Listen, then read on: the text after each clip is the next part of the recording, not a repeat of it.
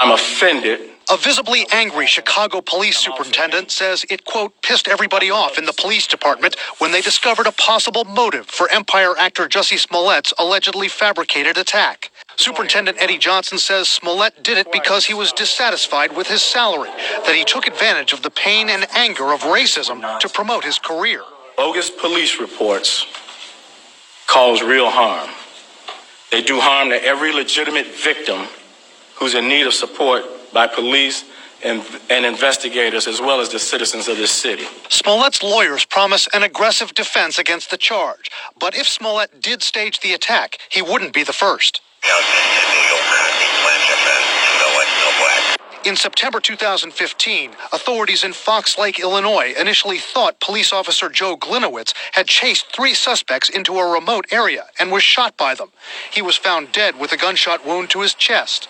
Police later said Gliniewicz had staged his own suicide after stealing thousands of dollars from a charity he helped run.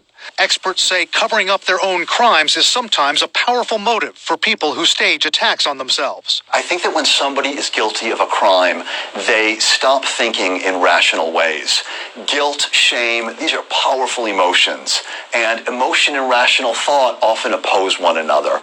But Dr. Daniel Lieberman, a psychiatrist who's worked on criminal cases, says cover-ups are among several motives for why people stage attacks on themselves or make false claims of attacks. When we're confronted with a victim of attack, we reach out to them. We want to help them. And that's a wonderful thing. And I think that people appreciate that. And sometimes they will stage an attack in order to get that when they can't get attention or sympathy in other ways.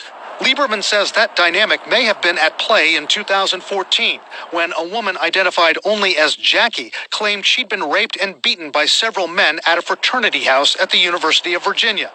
Rolling Stone magazine did a long investigative report on the claim. But the woman's story was discredited when police said they found no evidence that a rape had occurred.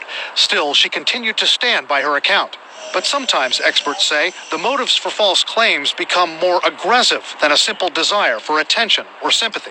Another reason could be revenge. Somebody's angry at a spouse or a domestic partner and decides, I'm going to lie and say that they did something that they didn't. Analysts say Jussie Smollett, whether his alleged motive was self-promotion, sympathy, or money, is caught up in a recent American social phenomenon, the culture of victimization and the power it can bring. Being a victim gives one ammunition to go on the attack.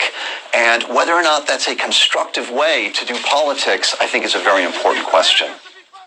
Law enforcement experts and psychiatrists say there's all sorts of fallout from alleged cases of fake attacks. They say in some cases it could make it harder for real victims to get justice. And in other cases, it could actually lead to dangerous retaliation, like what could have happened in the Smollett case. They say someone taking on the role of a vigilante could have targeted an innocent person to retaliate for the crime that Jussie Smollett had alleged.